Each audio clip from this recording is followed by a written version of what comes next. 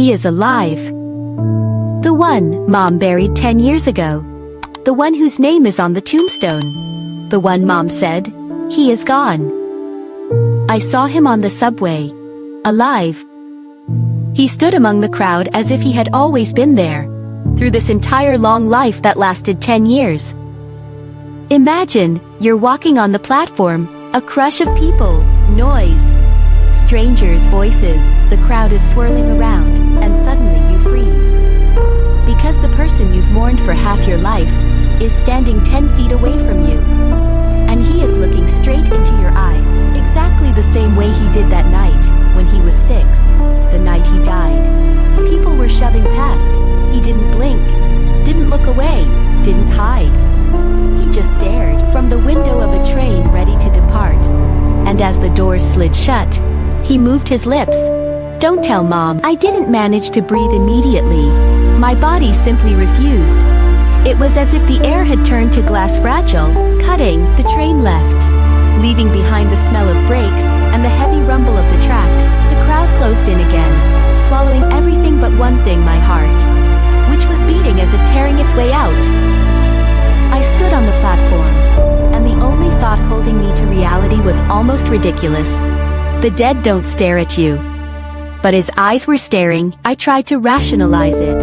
A similar person. A coincidence. A trick of the light. Exhaustion. But everything inside knew the truth. This was the feeling when the bones turn cold faster than the skin. When the past you buried suddenly steps forward. I walked after the train along the platform, not understanding what I was doing. Do you know that state, when your legs move without you, and your mind desperately searches for anything to avoid sounding like madness? The horn blasted again at the station. People were nervous. The train disappeared into the tunnel, and I stared into that dark maw of the subway. And for the first time in 10 years I felt truly terrified. Not because he might be alive, but because Mom might have lied to me about the death of her own son. I came home earlier than I was supposed to.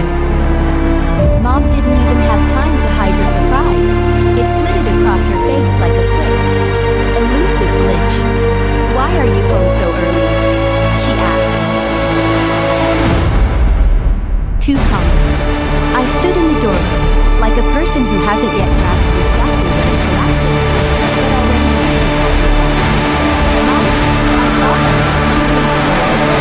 as if trying to shut her eyes to the meaning of my words. Who? Evenly, almost wearily. Him. I heard the tremor in my voice. Artyom. A pause, the kind that slices the air. The kind where you see a lie being born. Don't you dare joke like that, she said. But her voice cracked, just slightly, like a fissure beneath a layer of paint. He was standing in the subway. I stepped closer. Alive. Looking at me, he said. Not to tell you. Mom's face went white. Not like a frightened person's, like a person caught red-handed. You're tired, she turned away, as if I were a child making up horror stories. You aren't sleeping well. You are stressed. You're confused, Mom. I raised my voice for the first time in years. His grave, his funeral, you. You said you found him yourself. That he, she spun around sharply. Enough, just one word. But there was too much in it, fear, rage, and something else. Something I had never heard in her before. She stepped closer than necessary and squeezed my shoulders until her fingers were white. Don't look for him, she whispered. Don't you dare. Why? I asked, feeling the blood pounding in my temples. Is he alive? Tell me, is he alive? And then she did what she always did when she didn't want to answer. She turned away, smoothly, almost theatrically. I am not obligated to tolerate your fantasies, she said. If you need to, go see a therapist. But do not speak of this in my house again. My house, as if I were a guest, a stranger, an unwanted witness. And for the first time in my life, I understood, Mom is afraid. Not for me. Not for him. For herself, and that was more terrifying than seeing my dead brother alive. Because Mom was lying. She had been lying for years, and she did it professionally. The next day, I went back to the subway. I didn't believe in coincidences. Not after that look, not after Mom's words, spoken too fast, too harshly. As if she was slamming a door behind which someone was screaming. I stood on the same platform, in the same corner, catching reflections in the train windows. The subway smelled of iron, dust, and stranger stories. People shoved, made calls, argued, lived, and I looked inside every train car like someone searching for their own shadow. The first train, empty space. The second, only exit. There, for a second. A boy of about 16 flashed by thin, with the same sharp line of cheekbone Artyom had at 6. But the train left, and I didn't get to see his eyes, and the eyes are everything. I walked out onto the street and felt someone watching. Too long, too still. The street was noisy, the lights of billboards glaring. But the gaze. It held me by the throat, like a cold hand. I turned around. A crowd. Only a crowd. I walked faster. The sound of footsteps behind me perfectly mirrored my rhythm. I turned into an alley, narrow, gray, smelling of wet garbage. The steps turned too. I gripped my phone. My pulse was beating in my fingertips. And only when I spun around abruptly did I see him. A guy. Tall, black jacket. He looked like a perfect gliding shadow. I couldn't make out his face. But he wasn't hiding. He stood calmly, too calmly. "Can I help you?" I asked. A stupid question. But the silence was worse. He smiled, a cold, emotionless smile that didn't reach his eyes. And he said softly, almost a whisper, "He didn't want you seen here." A sharp needle, like pang, hit me under the ribs. "Who?" I forced out. "My brother, where is he?" The guy took a step back, as if dissolving into the air. "You came too soon," he said. "He's not ready. Neither are you." And then he was gone, simply dissolved into the flow of people, leaving me in the cold alley with a single realization. I wasn't looking for Artyom. We were being hunted. And I was just a pawn in someone else's game. When I returned home, it was already evening. The hallway met me with the smell of cleaning supplies and something else. Something old, familiar, like from childhood. Mom was sitting in the kitchen. The light was off. Only the lamp above the stove was glowing in a small yellow circle. An isolated beacon for those who fear the dark. She raised her head too quickly, as if she was expecting a strike. "Where have you been?" she asked evenly. Emotionlessly, I called. I stood by the door, taking off my scarf. Slowly, to gather strength. "In the subway," I said, looking for him. Mom's face didn't twitch. It simply went blank, like a turned-off television. She asked just as calmly, but the hand holding the cup trembled almost imperceptibly. And that tremor, it betrayed her more strongly than any scream. "Him," I said.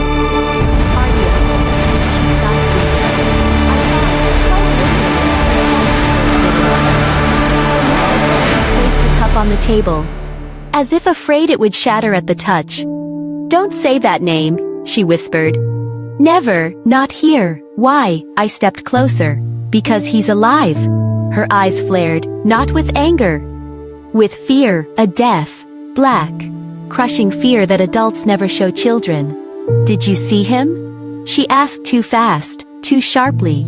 There was no hope in her voice. Only terror. "Yes, in the subway. He was looking straight at me," he said. Mom slammed her palm down on the table. Not hard, but enough to stop me. Don't repeat it. If he said something to you, never repeat it aloud, understand? Never. And then, for the first time in my life, I saw Mom cry without a sound. Tears simply rolled down her face, and she didn't try to wipe them away, as if she understood nothing could be hidden anymore. "Mom," I said softly. why are you afraid of your own child? She covered her face with her hands and answered the way people do when they have lived with a terrible truth for too long. Because he wasn't supposed to grow up. He was taken. He shouldn't exist. He's not quite human. The room collapsed into silence, and I had only one feeling, as if the floor beneath my feet had turned to paper, as if beneath us was another reality. The one Mom begged me never to know. Mom was silent for a long time, too long. The way people are silent when they know any word can destroy everything they've built for years. She lowered her hands from her face, her eyes red, exhausted, and holding something. As if she had buried this truth once already, and now she had to dig it up again. You don't understand, she said, looking past me. He shouldn't exist, he was taken.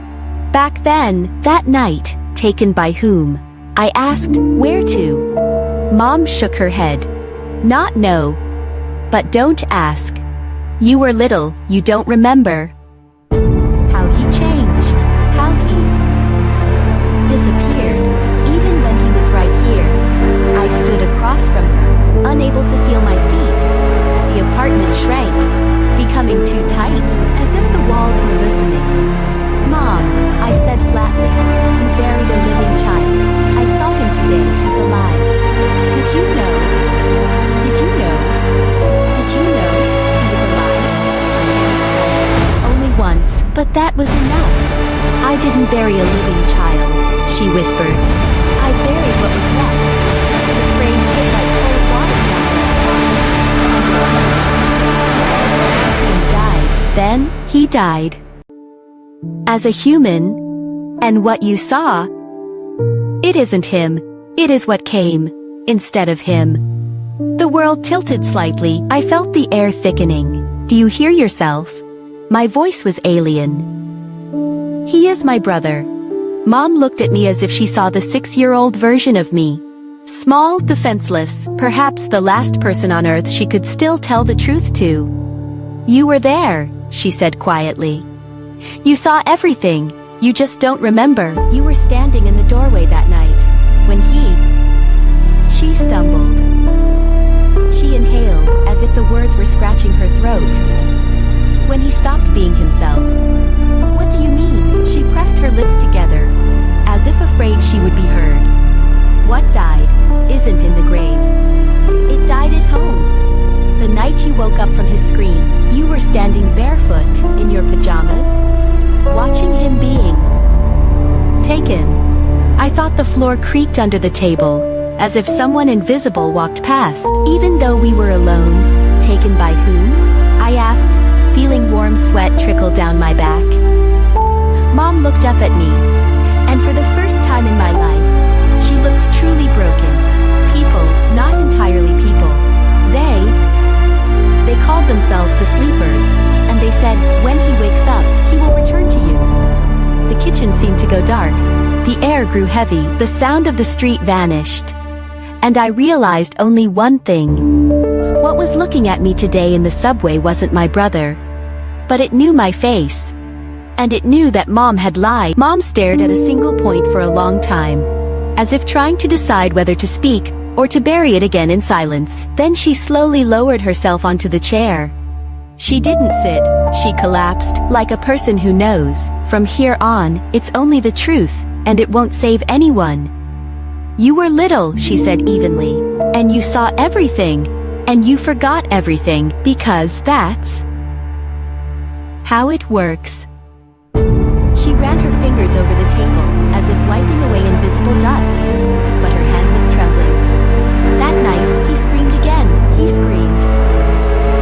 In a way a human cannot, not from his chest, from the very depth, where things that should not belong to a child emerge.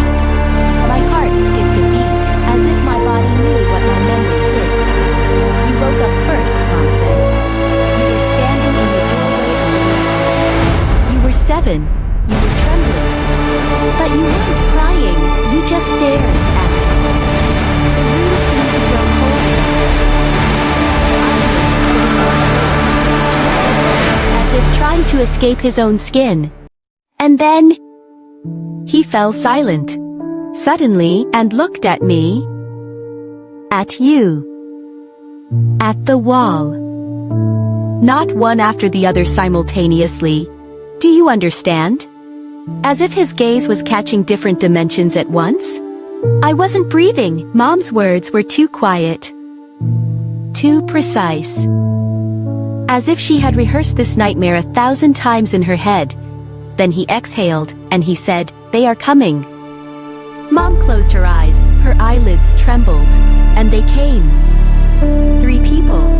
I won't forget their faces as long as I live, pale, as if they hadn't slept for years. One of them looked at Artyom and said, "He hasn't fully woken up, but it is a matter of time." "Who are they?" I asked in a whisper. "The sleepers," she answered, "people who live between nights. They are looking for others like him." I didn't understand, and at the same time, I understood everything. They said he wouldn't die, wouldn't disappear. He would just go where he was supposed to be, and that when the sleep ends he would return, not as a child, but as what he was meant to become. Mom opened her eyes, her gaze blank. They took him. They just took his hands, and he walked without resistance, as if he was waiting. As if he had been waiting for exactly this his whole life. The room became small. The air thinned, the world felt denser. And they told me one phrase, Mom whispered. "If he returns, you must not recognize him. You must not tell him he was here. You must not tell him he is your son, otherwise the sleep will not end." I felt a familiar chilling cold rising inside me. "That is why you said he died," I uttered slowly. Mom nodded. If I had told the truth, they would have come back. For him, for you, for me. It was easier to bury an empty coffin than to bury both of you. Silence covered the kitchen, thick, unmoving. "But he returned," I said. "He is standing in the subway. He is looking at me," he said. "Don't tell Mom. He knows everything." Mom looked up, and in her eyes there was no panic, no pain, no guilt, only pure, icy fear, the kind that comes from the alien darkness. Then, she said, "The sleep has truly begun." I wasn't going to look for him. I wanted to hide under the blanket, turn off my phone, pretend the subway was a hallucination, that the eyes were closed, that the lips hadn't moved, that something harder than your own voice whispering, "Don't do it." I went to the same line, at the same time. The platform was packed, the smell of metal, damp concrete, cheap perfume. No one looked at anyone else. Everyone ran, lived, breathed past, and amidst this chaos, I suddenly felt the same thing I had felt in childhood. The sensation that someone had found me. Not with a look, not with footsteps, but with a pure, chilling presence, too familiar, too kindred. I turned around, and he was standing there, a few feet away. The same gray hoodie, as if dissolved into the crowd. The same tilt of the head, the same gaze that saw not you, but through you, deeper than a human should possibly be able to see. "Artyom," I asked softly. He didn't answer, didn't blink. He only took a step, slow, careful, as if checking whether I would break if he got too close. A train sped between us, the light slicing his face into frames, like old film. In one frame, he looked 6 years old, in the next completely adult, in the third not human. When the train passed, he was standing closer. "You've grown," he said evenly. "You haven't," I replied. "That is normal." The conversation sounded as if we were standing in line for bread, not in the middle of an alien world where the dead return with strange eyes. "Why did you come back?" I asked. He lowered his gaze, as if choosing which truth I could bear. "I shouldn't have returned. But they made a mistake. They thought I would forget you." Goosebumps traveled down my spine. His "they" sounded as if he were talking about the people standing behind every reflection, every dream, every switched-off light. "Mom said the sleepers took you." I swallowed. "Was it them?" He He nodded, and that was the most frightening thing about the scene, a quiet, calm nod. As if he were talking not about the abduction of a child, but about a walk home. Artyom. What did they do to you? He looked up, and I regretted asking. There was no pain in them. There was no anger. There was no warmth. There was no warmth. There was knowledge too vast, too heavy, not for a person. They taught me not to sleep, he said, and to listen to those who live between nights. The crowd buzzed around us. Laughter, footsteps, music in strangers' headphones. But everything faded. Only the two of us, and the whisper he uttered so quietly that no one else could hear it.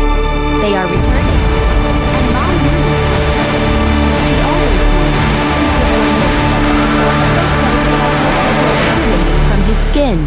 And now, he leaned in. Now they will come for you. I left the subway, as if walking through water. People's voices sounded muffled, as if someone had covered the entire city with a glass dome.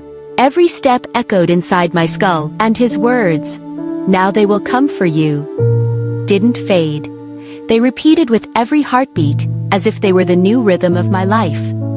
I don't remember how I got home. I only remember the cold keys in my fingers and how the door didn't open immediately. It felt as if it sensed I was returning as a different person. The apartment was silent, that specific. Wrong kind of silence.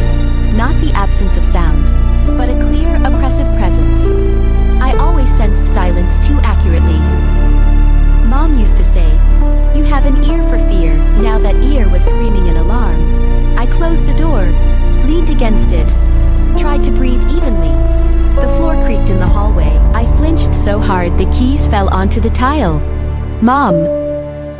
I asked. Stupid. Too soon, too. Calm. There was no answer. I walked down the hall, slowly. Like a person who knows there is someone else in the dark. I didn't turn on the light. Why? Probably because light sometimes only highlights what you don't want to see. The door to my room was slightly ajar. Not completely, by 2 fingers. And I knew I definitely closed it this morning. My heart became quiet. Too quiet. As if it had hidden itself, leaving me alone.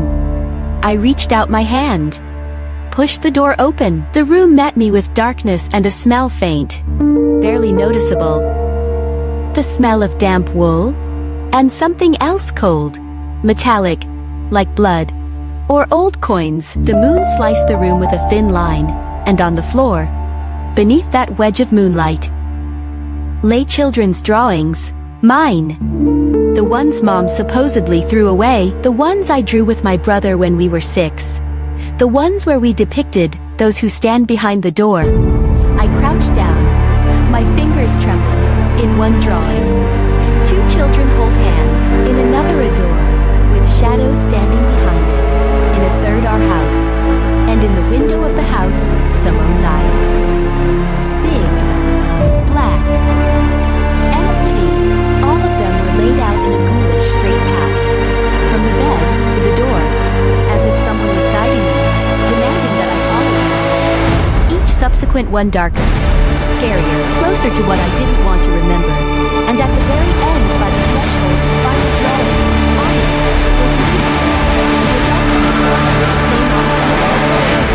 and next to me, the boy, my brother, and written neatly above him, in strange developing handwriting, "She knows." My knees buckled, my vision swam, the world became narrow, like a subway tunnel, and then a step, light, barely audible, behind my back. "You came back sooner than I thought," a familiar voice said, quiet, even, as if he had been standing there for a long time. I spun around, and he was there, my brother, alive, standing in the darkness of my room, as if he had never left. "We need to talk," he said. "About Mom, about what happened, and about those who will come tonight." He took a step out of the shadows, and I saw for the first time that his eyes were not the way they used to be. He stepped out of the shadow, as if the shadow were his skin, a quiet step, moonlight on his temples, his gaze direct, calm, almost inhuman, like someone who has lived through too much and is now merely observing the collapse of another person's world. I couldn't take a step back, nor could I step forward. I was pinned to the floor by nails. You are alive, I said. Stupid. Too simple.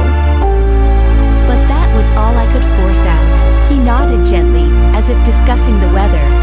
I know was worse than a scream. Worse than an accusation. Because it sounded as if he never considered himself dead, he moved closer, and now I saw his face fully. The same oval, the same lips, but the eyes. The eyes were not those of a child, nor an adult. They were knowing. You want to ask why? He asked. I nodded. Why Mom said I died. Why the funeral? Why the headstone? Why did she cry for 10 years? As if she knew you would see me again anyway.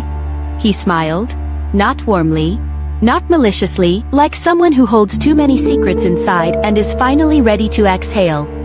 It all started earlier than you think, he said, much earlier. He walked to the table, ran his fingers over my drawings, carefully picked up the one of the two of us, held it to the light.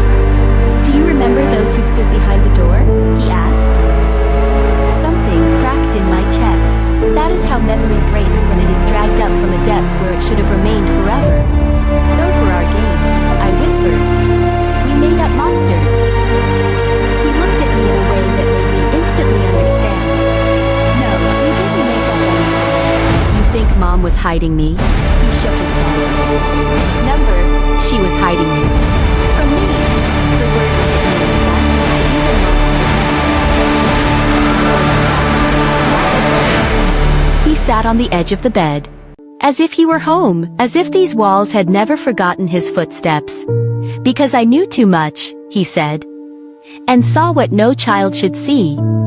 Especially a child like me. He looked up, and for the first time, something dark flickered in his eyes. Not malice, not sickness, but something ancient, as if a part of him had grown, not with years, but with things that happened in the darkness where no one should have been. You think Mom saved me? He smiled briefly, empty. Number, she was saving you. He stood up, moved closer. Remember our room? Remember how she left the door open? Remember how she left the door open? Remember how you were afraid of the dark? I nodded. That wasn't fear, he said, almost whispering. That was memory. Yours. Not mine. And suddenly it struck me. He was the one who said, "Don't tell Mom," in the subway. But there was another word. A sinister, unheard word. He leaned toward me so close I could smell the damp cold. The same cold that filled the room. She knew, he said quietly. That one day you would remember. Remember what? I whispered, and he answered. Why I had to be buried. He stood so close that the shadow from his face fell upon me. Just like in childhood when we looked into dark corners and thought someone was stirring there. You want to know why I was buried? He asked, speaking as evenly as if he were talking about train schedules. I didn't answer, couldn't. Words were stuck somewhere between my lungs and my throat. He nodded, as if this was expected. Because you had to forget. He said, if you forget, you live. If you remember, you break. He ran his fingers along the edge of the table, as if testing the dust on someone else's memory. But memory, he looked at me. It doesn't die, even when they try to convince you otherwise. I tried to breathe. It didn't come easily. Tell me, I forced out. Just tell me. He sat on the floor. Just like in childhood, pulled his knees to his chest, rested his chin, eerily calm. As calmly as people speak who can no longer be frightened. You were little, he began. 6 years old, I was older, by 2 years, and both of us. He paused. What? I whispered. He looked up, and I saw in his eyes what I had always feared. The memory he had carried for 10 years while I lived in the conviction he was dead. The night, he said. That night, you don't remember. Because Mom carved it out of your head down to absolute blankness. The word carved sounded as if there was something more involved than simple forgetting.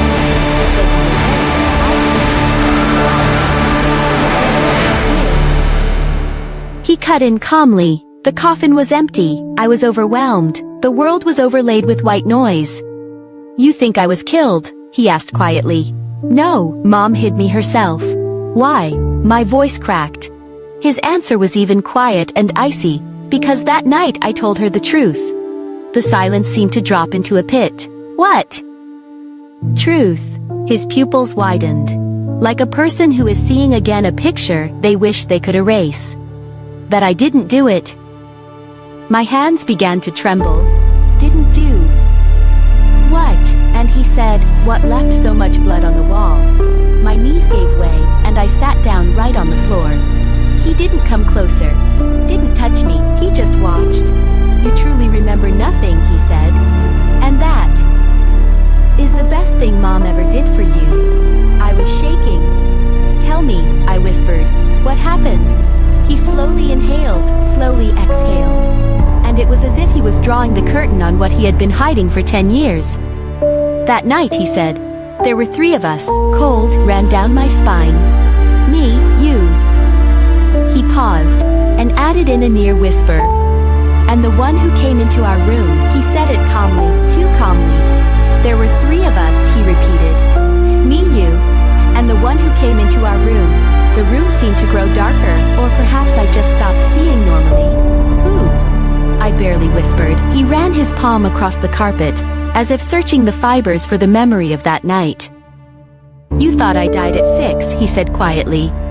But all that died was your childhood. He looked up at me. That night the door opened. Very slowly. It creaked so softly I thought I was dreaming. But then I heard his footsteps. Heavy, uneven, the kind that makes children's throats immediately tighten. I wasn't breathing. Who was it? I asked again. My brother ran a hand across his neck, as if something was still pressing there. You know who, he said. You've just spent 10 years learning to forget. I froze. My body seemed to refuse to move, he added calmly, as if putting a period on a sentence. It was our father.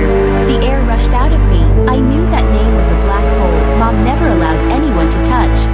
But hearing it from him, from my dead brother. He was drunk, he continued, or crazy, or both at once. He kept saying he needed to check. I didn't understand what, not then. He closed his eyes.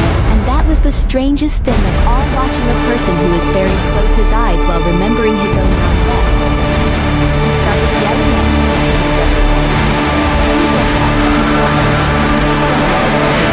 And he clenched his fists. I tried to stand between you two. I heard my heart too loud, too alive. What happened next was...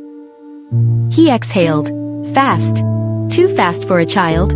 Too slow to ever forget. He opened his eyes. You covered your face with your hands. He grabbed your shoulder. I screamed. He hit me. Hard.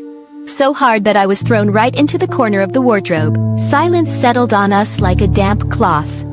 That's why there was blood on the wall, he said. Mine, no one else's. That's why Mom decided it would be better if I didn't exist. Because if she had told the truth, he would have gone to prison. He leaned his head back against the wall. She chose him, protected him with a lie, and buried me. I felt something shake inside my chest, as if everything I had believed for 10 years had cracked like thin glass. Did you think he wanted to kill me? I asked softly. My brother looked at me the way people who have seen too much look. No, he said. He wanted to scare you. But children's fear is unpredictable. We break faster than adults think. He took a breath. I survived. But Mom decided it was easier to bury one child than to admit the other one needed saving. My voice was barely audible. Why didn't you come back? He answered as simply as he had spoken everything else. Because Mom said that if I showed up, she would say I was a hallucination, and no one would believe a child without papers, without a name, without a life. He lowered his head. I waited 10 years in the shadow, until you grew up enough to see me. And believe. He looked up. And now you have seen. I returned home that same evening. The train still rang in my head. His gaze too.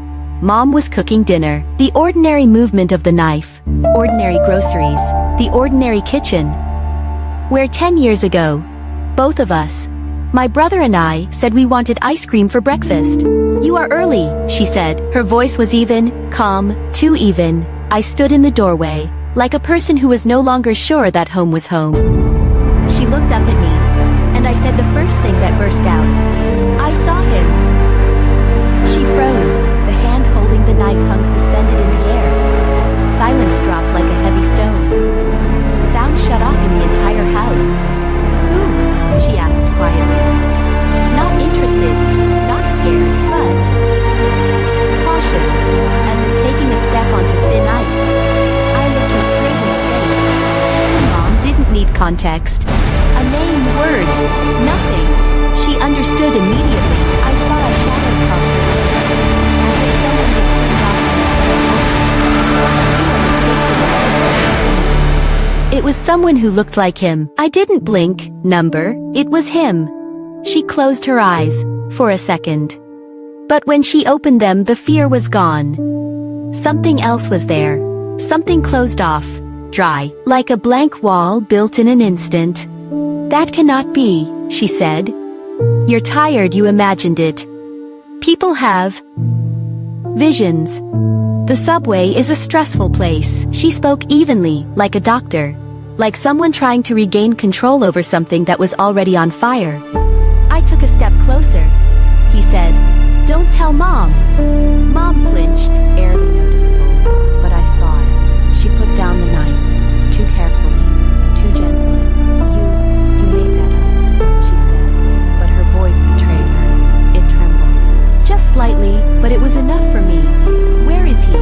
I asked. "Where has he been all this time?" She turned away, pressing her lips together, hiding her eyes, but I was no longer a child. "Tell me the truth," I said quietly. "Tell me, Mom." Mom wrapped her arms around herself. "It's what people do when they are afraid of freezing from the inside." "I did everything to protect you," she said. "Everything? From whom?" I asked. "From whom?" I asked. "From him? Or from the truth?" She slammed her palm down on the table. Not loudly, but hard enough that something cracked inside. "You don't understand," she said. You didn't see what he did. You?" She got tangled in her words. "You were too young." I felt the air compress between us. "He's alive, Mom," I said. "And he's afraid of you." Mom covered her face with her hands. Only for a moment, but when she lowered them, the woman looking at me was one I didn't know. "He wasn't supposed to come back," she whispered. "It is dangerous." "For whom?" I asked. Mom looked at me as if I had asked the most terrifying question of her life.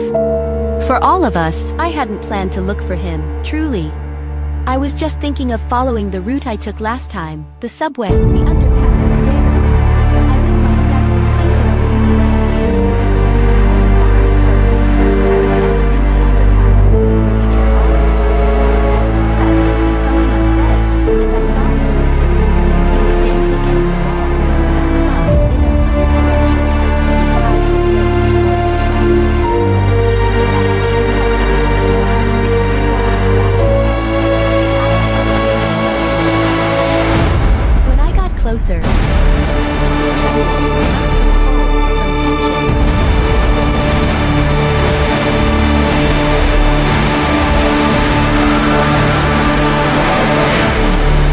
He spoke first, muffled, almost soundlessly.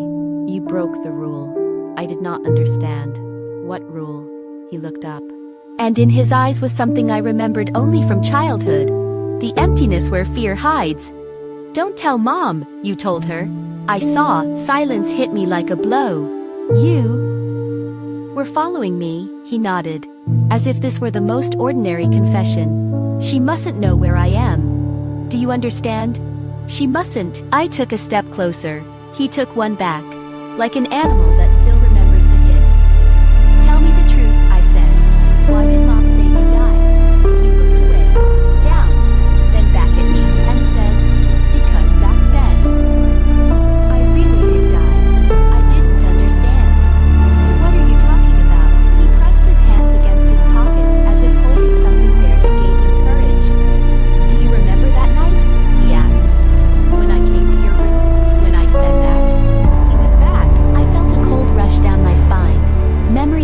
a sharp, ragged light.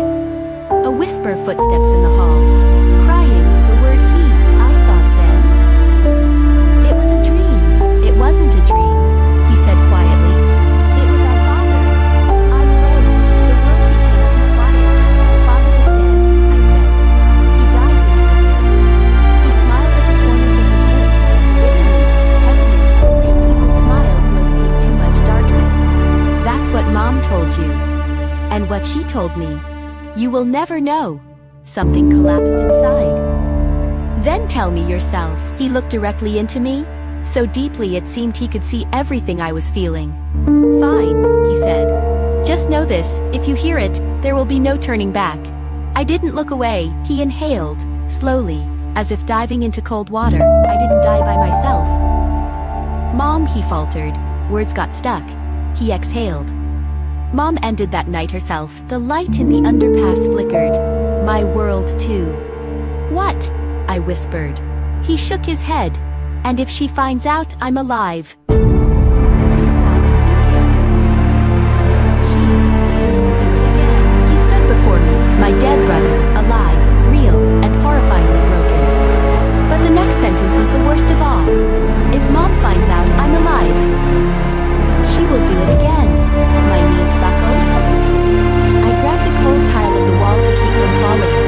Do it again, I asked. Though a part of me was sure I didn't want to know, he ran a hand across his face, as if trying to wipe away someone else's memories. What she did then, that night, the subway roared. People pushed past. The lights accidentally encountered their own truth. He spoke softly, almost soundlessly. I was 8, you were 6, you were asleep. And I woke up because he came back. I felt a sticky fear grow inside me. That childhood fear, the one I had once so meticulously sealed away. Father died. I said quietly. He looked at me sharply. That's what she told you. Do you understand? Mom told you. Silence dropped between us like snow, he continued. He didn't die that night. He came. Drunk. Broken. Screaming. I tried to remember. Every sound of that night. Every gesture. But my memory was like cracked glass. Did you hear it? I asked. He shook his head. You always slept soundly. That saved you, he swallowed. Continued. He grabbed Mom. She screamed. I thought she was going to die, and then I did what I could. I barely found my voice. What did you do? He was silent for a long time, and then he spoke. I hit him with the first thing I grabbed, hard, until I heard a crunch. He collapsed. The air became thick, like oil. And Mom said, he died? I whispered. He smiled so sadly that my heart painfully constricted. She said, run to the neighbors. Say we need a doctor. But when I returned, he inhaled. His body was gone. And she told me, you have done enough already. And added, if anyone finds out, you'll be killed. I felt cold. Very cold. But why did she say you died? He looked down. Because I heard her talking on the phone. She was asking for help. She was afraid he would come back. And she decided it was safer to pretend I was dead.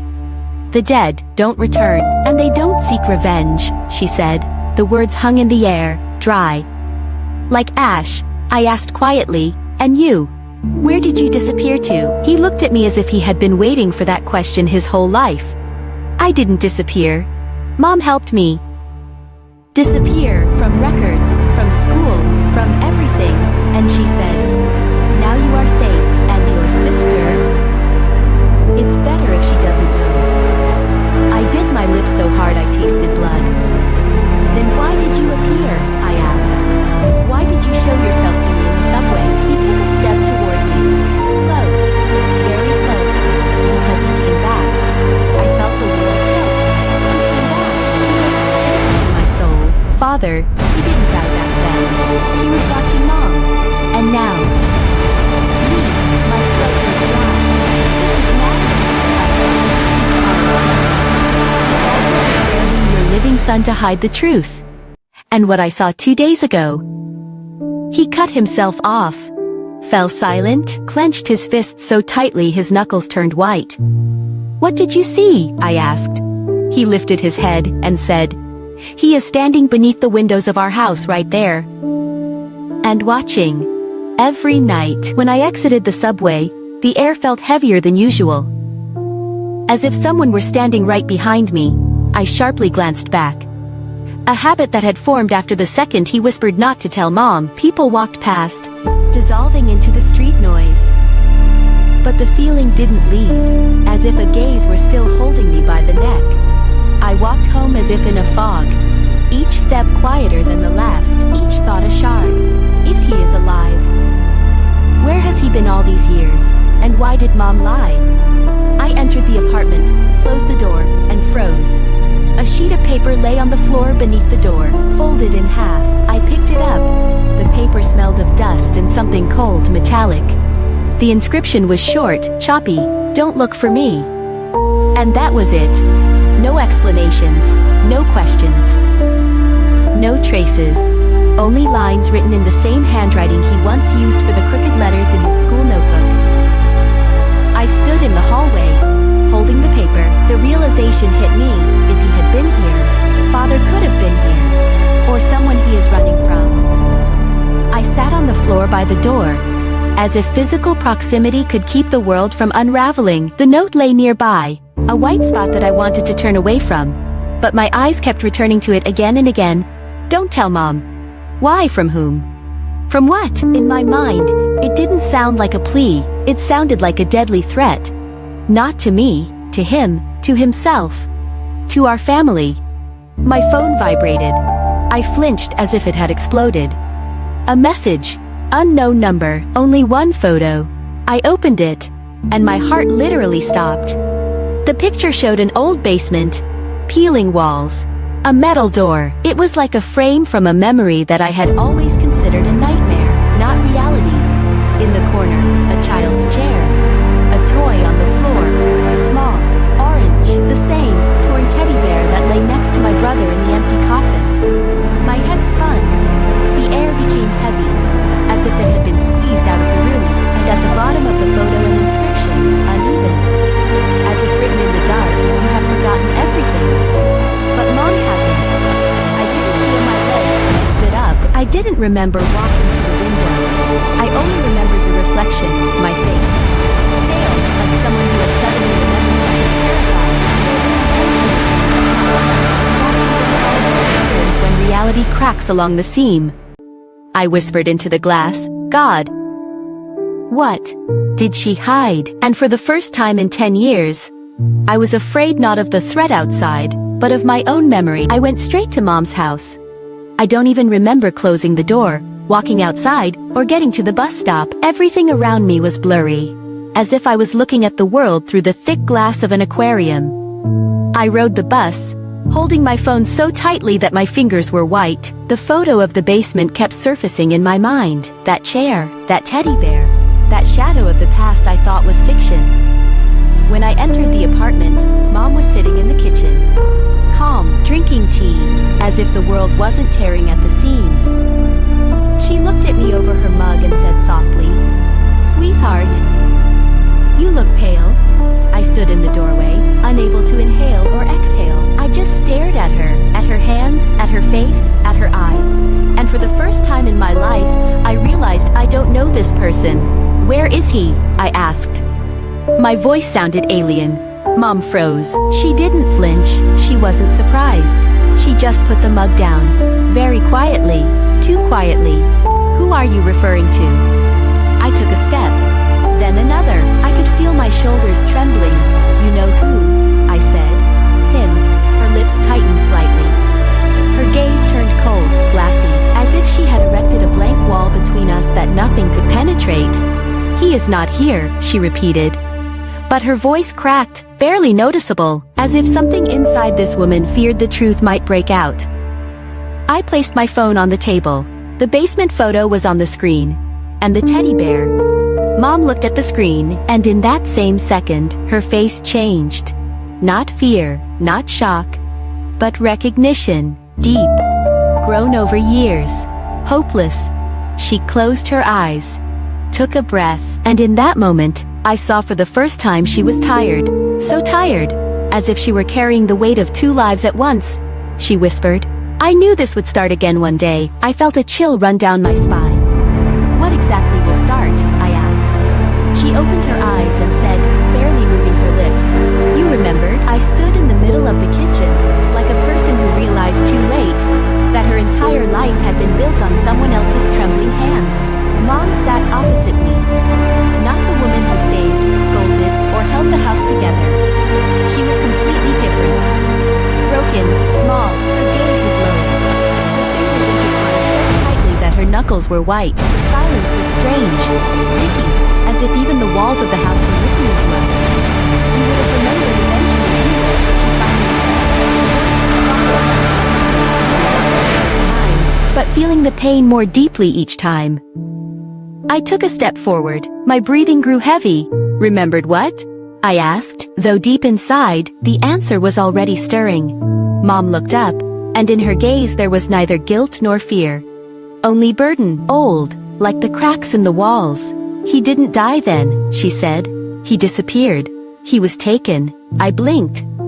The word taken was like a signal from a parallel reality. Ringing alien. Who took him? I asked. And why?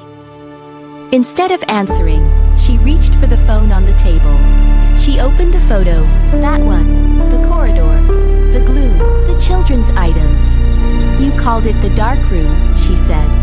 But it wasn't a room. It was the place where I hid you. My heart beat unevenly. Hid.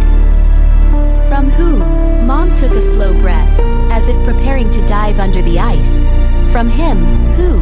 I asked, though I already knew the answer. Your father. The air left my lungs so suddenly, as if someone had flung a window open inside my chest. He died. I began. He was supposed to, Mom said evenly. But evil doesn't die that easily. A scene flashed automatically. The basement, shadows, the smell of dampness, the cold concrete. A small breath beside me, my brother's, and footsteps behind the door.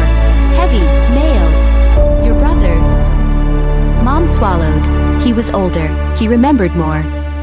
One day he heard that man had returned, he told me. And then I had to choose. The words became sharp, like ice. What choice? I asked. Mom closed her eyes for a second.